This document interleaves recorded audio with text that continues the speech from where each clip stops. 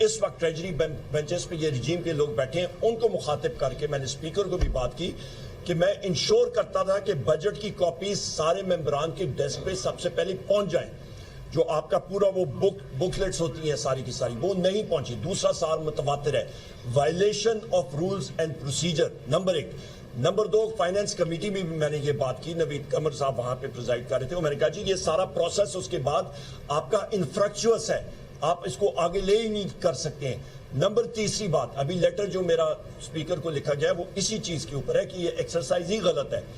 चौथी इंपॉर्टेंट चीज ये है कि ऑपोजिशन लीडर यानी कि मेरी स्पीच उस दिन, आप सारे प्रेस के साथी यहाँ पे मौजूद हैं, मुकम्मल ब्लैकआउट था नेशनल असेंबली में। आपका वाईफाई कोई नहीं चल रहा था, आपके प्रेस के साथियों को इजाजत नहीं थी कि आप फोन पे जाके आप ऑपोजिशन लीडर या मेरी स्पीच जो है वहां पे आप नोट करके और वहां से टिकर्स भी बनाए। स्पीकर को मुतवातर बार हमने कहा, और यहां तक कि मेरी डर से जो हमने रेजोल्यूशन ईरान के हक में और इजराइल के खिलाफ पास की थी, मुतफिका रेजोल्यूशन थी, वो भी इन लोगों ने नहीं टेलीकास्ट की। और मैं बार बार कहता रहा स्पीकर को ये गलत है। उसने ऑर्डर किया जी, मैंने अभी ऑर्डर कर दिया, कोई नहीं किया था। मेरी स्पीच, बहुत सारी स्पीच जो है वो उन्होंने फिर भी सेंसर की थी। ये हालात है पाकिस्तान में ख्वातीन हज़रात, वर्चुअल मार्शल लॉ है, ये हकीकत है इस वक्त, और कोई आज़ाद राय नहीं है और कोई डेमोक्रेसी पाकिस्तान में नहीं है। इन हालात में हम लोग यहाँ पे जी रहे हैं। यहाँ पे जिस तरह के हमारे हकूक सलब किए गए वो आपके सामने मेरे साथियों ने रख दिए। बजट के ऊपर या आते हैं हम लोग, इस वक्त बजट की ये पोजीशन है, दास्तान है। मैं इकोनॉमिक उस पर आता हूँ कि आपका बजट तकरीबन 6,500 अरब रुपए के खसारे का बजट जो पेश किया गया है वो डेड ऑन अराइवल है। उसकी बुनियादी वजह जो उस पे 2-3 मेजर चीजें होती है। फाइनेंस मिनिस्ट्री जब आप उस पे कैलकुलेशन करते हैं, उस पे खसारे का साइज निकालते हैं, उस पे तखमीना निकालते हैं टोटल आपका रेवेन्यू का। तो जिस वक्त आप खसारे का देखते हैं तो उस पे आप एक्सचेंज रेट भी देखते हैं, क्योंकि आपके उसमें सूद की पेमेंट्स भी होनी होती हैं। नंबर 2, आप देखते हैं कि आपके अखराजात कितने होंगे और आपका ट्रेड बैलेंस क्या होगा। इस वक्त आपका एक दिन में, जिस दिन ईरान इजराइल की झड़पें शुरू हुई और रॉकेट अटैक्स और मिसाइल अटैक शुरू हुए, तेल की कीमत $64 फी बैरल से उठ के $75-76 पे चली गई और फ्यूचर्स मार्केट में से और चढ़ेगी। नंबर 1। नंबर 2, जिस वक्त पाकिस्तान का 25% इंपोर्ट्स आपका पेट्रोलियम प्रोडक्ट्स पेट्रोल पे होता है, वो अचानक बलून करेगा, वो ज्यादा होगा। इसका मतलब है कि आपका ट्रेड डेफिसिट बढ़ेगा, इसका मतलब है आपका करंट अकाउंट डेफिसिट बढ़ेगा, इसका मतलब है रुपए पे दबाव आएगा, इसका मतलब है कि आपका जो सूद की पेमेंट्स हैं वो तकरीबन 7,800 अरब रुपए की है साल, वो मजीद बढ़ेंगी। इसका मतलब है खसारा आपका बढ़ेगा। तो बजट तो आपका गया ना, खत्म हो गया। आपका रेवेन्यू इसी तरह जो है वो भी अफेक्ट होगा।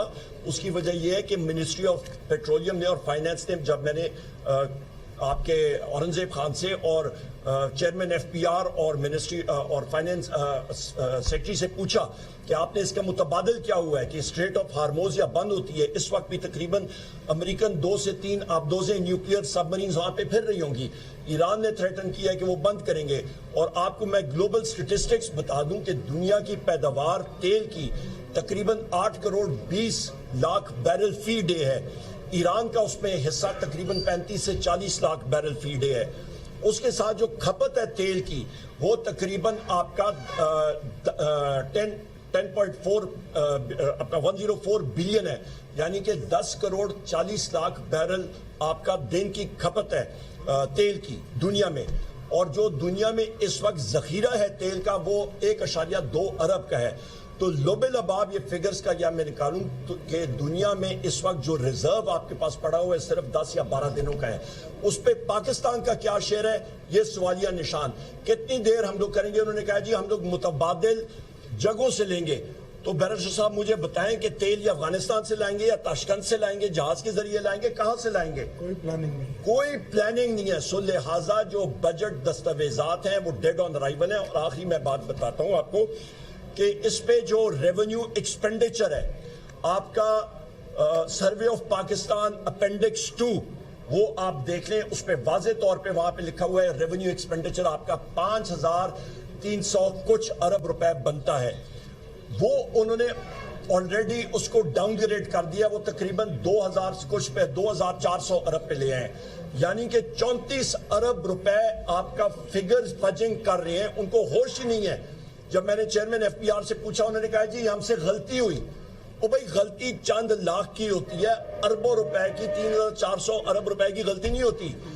मिसलीडिंग फ्रॉडिया बजट, अवाम के गले पे छुरी उन्होंने फेरी। और मैंने अपने फ्लोर ऑफ द हाउस पे, जो आप साथी वहां पे थे, मैंने ट्रेजरी मेंबर्स को, मैंने यहाँ पे हमारे एमएनए इस चीज के गवाह, बैरिस्टर साहब, मैंने उनको चैलेंज किया।